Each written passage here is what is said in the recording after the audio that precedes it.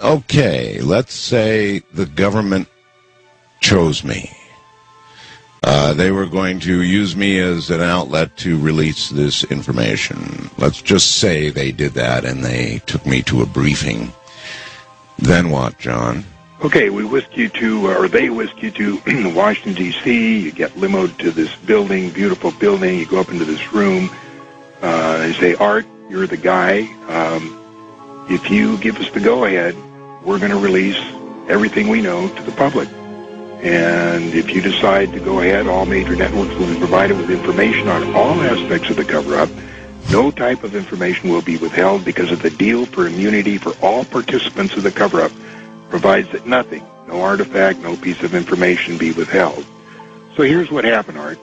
And of course, this we'll use some videos and stills.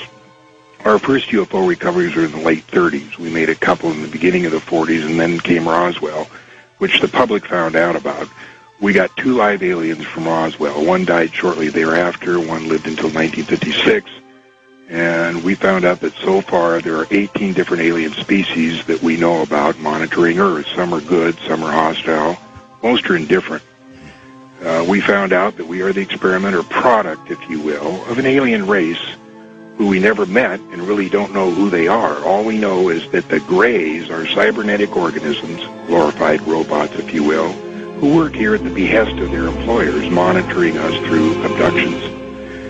We were never able to find out what the experiment is all about, except that we have been externally corrected about 65 times, and they, the aliens, refer to us as containers. There has been speculation that the souls our bodies contains is the reason for the experiment, but nothing has been proven or determined.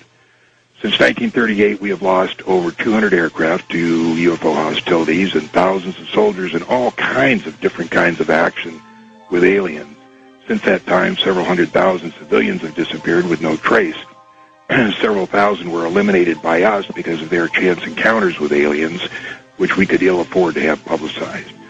A slightly more frightening phenomenon known as human mutilations have occurred on a regular basis and are similar to the cattle mutilations in that the humans are taken from the street, so to speak, and returned to the same area about 45 minutes to an hour later, with their rectums poured out, their genitals removed, their eyes removed from their sockets, and completely drained of blood.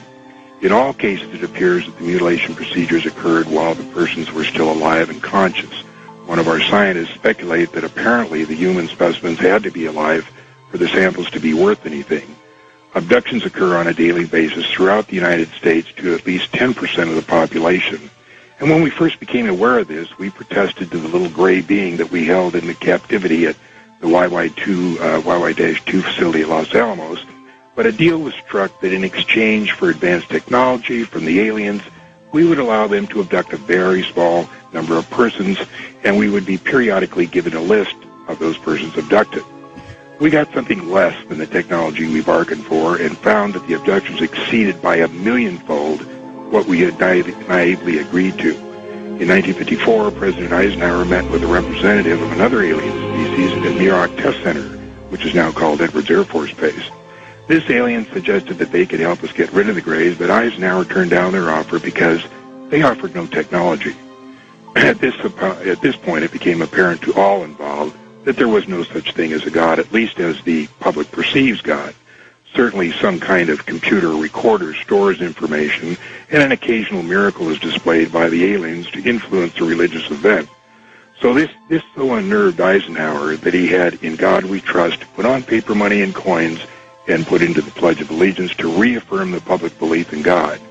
Shortly after this, it was determined at meetings between the U.S. and Russians that the situation was serious enough that a Cold War should be manufactured as a ruse to divert attention of the public away from UFOs and towards some other scary threat, the H-bomb. Wow. It was also decided to keep the ruse secret from any elected or appointed official within both the U.S. and Russian government, as long as it took so long to vet these officials, and the ruse was easier to manage if the top people didn't know about it. In the late 1950s, NASA was formed to compartmentalize, containerize, and sanitize information from all space platforms and vehicles.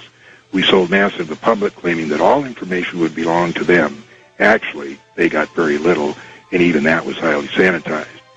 Our first efforts were to keep the public from learning about Venus, and that it's a similar planet to Earth, and that its population is very similar to us, but more technologically advanced.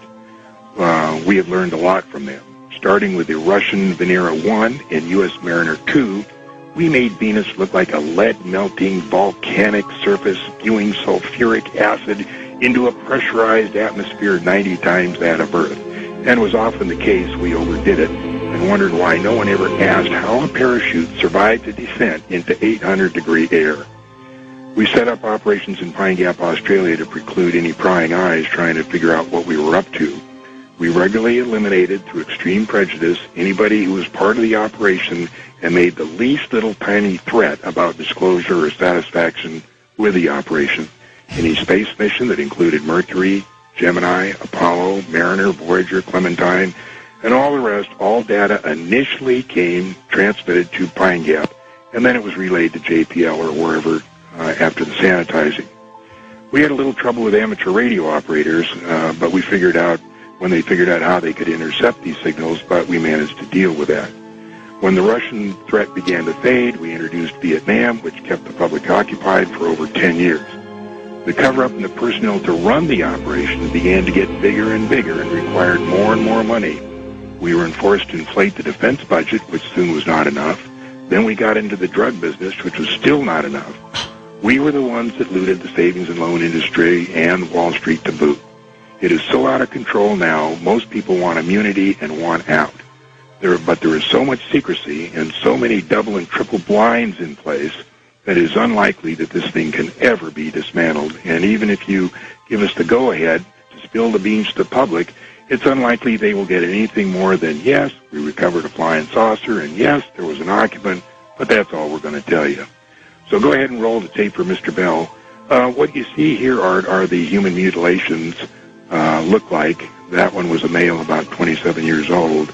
Now that film is of dead aliens being pulled from the wreckage of their craft that crashed in Atlanta, California in the 50s. That craft you see over there was over 250 feet in diameter and had to be buried on the spot. That site is in Utah near Dugway Proving Grounds. The object that you're looking at now is the Kecksburg Acorn, which was brought to Wright Pat in the middle 60s. There's Frank Drake trying to force information out of a being tied down to that stretcher. He was supposedly from Tau Ceti. These pictures you're looking at now are the structures on the moon. That's the tower in Sinus Medai. It's over 7 miles tall. And that thing there is what we call the Colossus of Agurum in Mare Crisium. We don't know what it does, but the machine itself is bigger than Brooklyn, New York. Now, those are videos of the domes covering the craters. You can see that some are in a very advanced state of decay. Now, these are 5-second slides of the 18 different alien species we are looking at. That one there is the most gruesome looking. The guards at one facility are carefully indoctrinated over a period of several months, being shown pictures similar to, but not exactly like the alien. Only when they have been acclimatized, so to speak, of the horrible-looking beings are they allowed to stand in security positions. Before these acclimatations were done, we had 2 guards die of a heart attack as these aliens came down the hallway unexpectedly. And this last clip is of the Kennedy assassination. You've heard of the second gunman theory. Well, this is the second camera that recorded exactly what happened. We had 4 gunmen. And the bottom line was Kennedy had to go. He insisted on releasing what little alien information we had told him about, and he was trying to withdraw troops from Vietnam, which we were using as a diversion for the public. After Kennedy, we never told any president anything. Nixon knew because he was briefed as VP in 1952. That's how he knew where to take Jackie Gleason to Homestead Air Force Base to see the alien bodies we had storage there. And that's about it. What say you, Art Bell? I we guess brief the public, yay or nay?